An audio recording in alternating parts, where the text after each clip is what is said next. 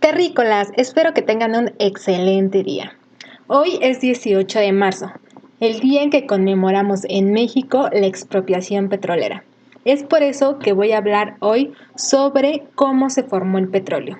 Me han pedido que hable acerca de este tema por las políticas energéticas que se está llevando en mi país, así que voy a iniciar explicando cómo se formó el petróleo y en videos posteriores hablaremos de las propiedades de los petróleos, específicamente en el caso del crudo mexicano, los problemas al medio ambiente, la oferta y la demanda y todos estos factores que influyen en decir si es bueno o no seguir extrayendo petróleo, seguir refinándolo. Pero antes de seguir con la información terrícolas, les recuerdo suscribirse al canal de Planeta Cero en YouTube, regalarme un like y bueno, ahora sí, comenzamos con la información.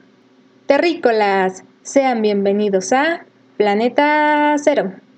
En el video vamos a responder la pregunta ¿qué es el petróleo? El petróleo es una sustancia negra y viscosa, líquida a temperatura y presión normal, así como lo vemos aquí en la imagen. El petróleo se obtiene de la descomposición de las sustancias orgánicas, de los seres vivos, o sea, de los animales, las plantas, de todos los seres vivos, se convierten en fósiles por acción microbiana y después se obtiene el petróleo, pero ahorita vamos poco a poco explicando cómo es este proceso. También una cosa importante es que el petróleo se formó hace millones de años. Sigamos con la siguiente diapositiva. Entonces, ya mencionamos que el petróleo se obtiene de la descomposición de los seres vivos que se convirtieron en fósil. Entonces, para este punto quisiera aclarar qué es un fósil. El fósil se obtiene cuando un ser vivo queda enterrado en barro o arena antes de que se descompongan sus huesos, así como lo vemos en la imagen. Ya que sabemos qué es un fósil, sigamos con la pregunta ¿cómo se obtiene el petróleo? El petróleo se obtiene cuando la materia orgánica queda atrapada por varias etapas para producir petróleo. Las etapas se componen en tres fases: la diagénesis, la catagénesis y la metagénesis. Comenzamos con la diagénesis. Inicia con la materia orgánica recientemente depositada. Los componentes iniciales son la lignina, los carbohidratos, las proteínas y los lípidos, que son componentes de los seres vivos. La lignina es el segundo polímero orgánico más abundante de la Tierra, después, claro, de la celulosa. La lignina es un componente que hace que la madera se forme. Aquí les pongo la estructura química. Tenemos como base principal al benceno, que es este anillo de 6 carbonos con un alcohol, y también la diferencia entre cada una de estas ligninas son sus colas. Por ejemplo, en esta cola es diferente a esta, por ejemplo, esta es diferente a esta, y así se difieren las ligninas. Pero bueno, no nos vamos a meter más. ¿Qué es un carbohidrato? Bueno, los carbohidratos son compuestos formados de carbono, oxígeno e hidrógeno principalmente. Aquí en la imagen los carbonos son las bolitas de color gris y los oxígenos de color rojo. Estudiar cada una de estas sustancias químicas tiene su ciencia, pero yo nada más quiero explicarles, aquí mostrarles cuál es la estructura química para poder comprender cómo se formó el petróleo. Entonces sigamos aquí con la información. ¿Qué es una proteína? Son compuestos orgánicos formados por aminoácidos. Aquí tenemos la estructura química de una proteína que se forma de carbono, hidrógeno, nitrógeno, azufre y de otros elementos. Aquí son diferentes formas de representar a las proteínas. ¿Qué es un lípido? Los lípidos o grasas son moléculas orgánicas solubles en disolventes diferentes al agua. Puede ser como el ácido acético, la acetona, otros disolventes de tipo orgánico. Bueno, entonces sigamos con la parte de cómo se obtiene el petróleo.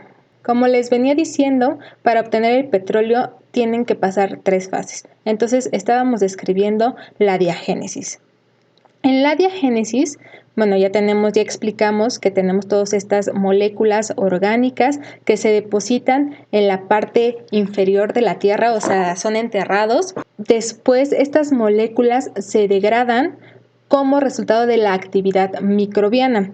A medida que la materia orgánica se deposita en lugares más profundos en la Tierra, se presentan acomodos químicos como la polimerización, la condensación y la insolubilización. Se desprende CO2, agua y compuestos de nitrógeno, de oxígeno y de azufre. Después, ya que se degradó microbianamente todos estos productos, todos estos compuestos, se obtienen los ácidos fúlbicos, que son los primeros compuestos originados por la descomposición de la materia orgánica. Después de que ya se formaron los ácidos fúlbicos, se forma el querogeno. El querogeno es la fracción de la materia orgánica que se encuentra en las rocas sedimentarias. Es la forma del carbono más abundante de la Tierra, más que el carbón y más que el petróleo. Este compuesto es el insumo intermedio que originan los hidrocarburos o el petróleo. Bueno, ya que se formó el querogeno, seguimos con la segunda etapa, que es la catagénesis. Al estar en zonas más profundas, se obtiene la fase de la catagénesis, que aumenta la temperatura. Recuerden que en el centro del planeta se encuentra el núcleo. Entonces, mientras más bajamos, mientras más nos acercamos al núcleo, más caliente es este lugar. Entonces, cuando el querogeno se forma, se va hundiendo más, o sea, se va yendo hacia la parte del núcleo, digámoslo de esta forma, y como aumenta la temperatura, hay una degradación de tipo térmica. Y en esta parte se forman los hidrocarburos, como el petróleo y el gas. Aquí lo tenemos. En esta parte se predominan los hidrocarburos de peso mediano y de peso bajo. Y por último, terrícolas, tenemos a la metagénesis, que es la fase de transformación orgánica y mineral que se alcanza cuando son sepultados a gran profundidad. Hay una reorganización química del querogeno. En esta etapa se genera el metano, que se conoce como el gas seco. Este proceso que acabamos de ver tardó miles de años en formarse. Entonces tenemos que los restos de seres vivos, de los animales, de las plantas, se degradaron, se transformaron y se depositaron en lo más profundo de la tierra hasta convertirse en lo que hoy conocemos como el petróleo. Vamos a hablar sobre algunas generalidades. Este se considera un insumo estratégico. Del petróleo se obtienen las gasolinas, el diésel y muchos otros productos derivados del petróleo, como cosméticos, pinturas, disolventes, incluso algunos aditivos para alimentos o para fármacos. Por esta razón, el petróleo es un insumo estratégico para la seguridad energética nacional de cualquier país. El petróleo es tan importante que fue la razón por la cual México entró a la Segunda Guerra Mundial. Después de que el submarino alemán U-562 atacara el buque petrolero mexicano, que se llamaba Potrero del Llano. Bueno, este no se hundió, pero quedó totalmente inservible, se incendió. Entonces, esta fue la razón por la que México entró a la Segunda Guerra Mundial. Como nos damos cuenta, el petróleo pues ha generado varios conflictos bélicos. Incluso, por darles ahí un tip importante, la OPEP, que es la Organización de Países Exportadores de Petróleo, se creó en 1960, después de la Segunda Guerra Mundial, y sus fundadores fueron Arabia Saudita, Irán, Irak, Kuwait y Venezuela. Posteriormente, se adhirieron otros países como Libia, Emiratos Árabes, Argelia, Nigeria. Estoy segura que por lo menos la mitad de estos países se ha visto envuelto en algún conflicto bélico con cierto país debido a su gran producción de petróleo. Bueno, no sé cómo lo tomen, para mí no es coincidencia, pero ya se los dejo al criterio de cada quien. Como les mencioné, en videos posteriores voy a hablar sobre las propiedades del petróleo, el tipo de refinerías que hay, la oferta y la demanda, el daño ambiental, pero lo quise seccionar porque es muy complicado, entonces prefiero ir por partes. Y nada más para contestar a una de las preguntas que me hicieron de qué opino acerca de la construcción de las refinerías en México, quisiera contestar con un pequeño debate que se originó aquí en Twitter después de este tweet de la CENER, que dice que a 45 años de su inauguración, la refinería Miguel Hidalgo se rehabilita para que México alcance la soberanía energética. Bueno, aquí este terrícola menciona que, bueno, no tiene nada de malo importar gasolina y diésel cuando sale más barato.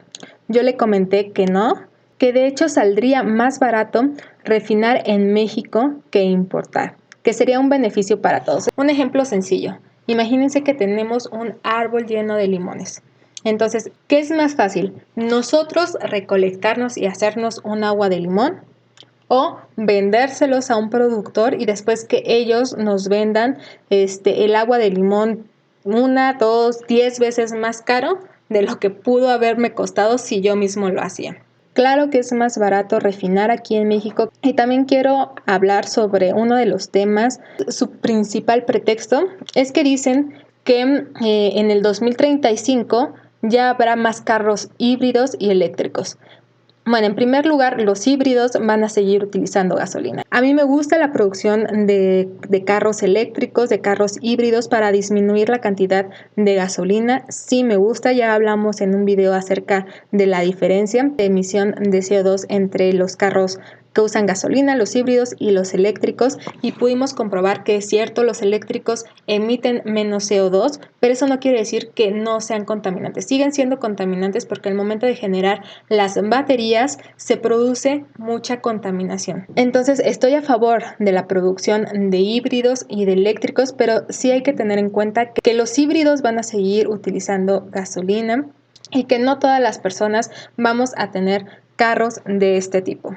Este es un argumento, en mi punto de vista, muy pobre, porque no se dan cuenta que al refinar el petróleo no solo obtenemos gasolina. Aquí les voy a poner este ejemplo sencillo. Este es mi barril de petróleo. El 35% se obtiene para producir gasolinas, el 33% para producir diésel, el 22% para producir productos secundarios, como les comentaba, lo que son las pinturas, disolventes, algunos cosméticos, fármacos, lubricantes, y el último 10% se obtiene el combustóleo, que es el problema que tenemos, porque el combustóleo tiene mucha cantidad de azufre y ya no podemos utilizarlo como gasolina debido a las normas ambientales. También le mostré esta imagen que luego vamos a ver con más calma, en el que cuando obtenemos el petróleo, el barril de petróleo crudo, pasa por una columna de destilación. Lo voy a poner más grande para que se vea.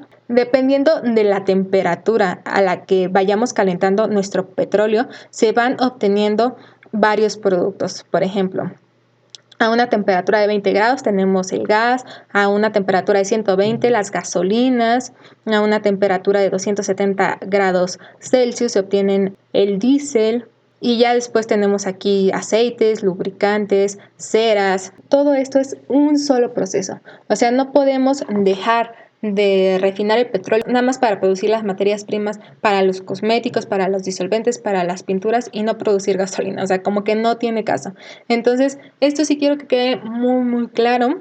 El petróleo se utiliza no solamente para producir gasolinas, sino muchos otros productos que sí son rentables, que sí es una buena inversión. Eso sí, aquí también le quiero hacer un exhorto a las empresas petroleras, que con la misma cantidad de dinero, de recursos que utilizan para extraer el petróleo, para ir a las exploraciones y buscar dónde hay petróleo, esa misma cantidad de dinero se utilice para innovar procesos y dejar de emitir residuos.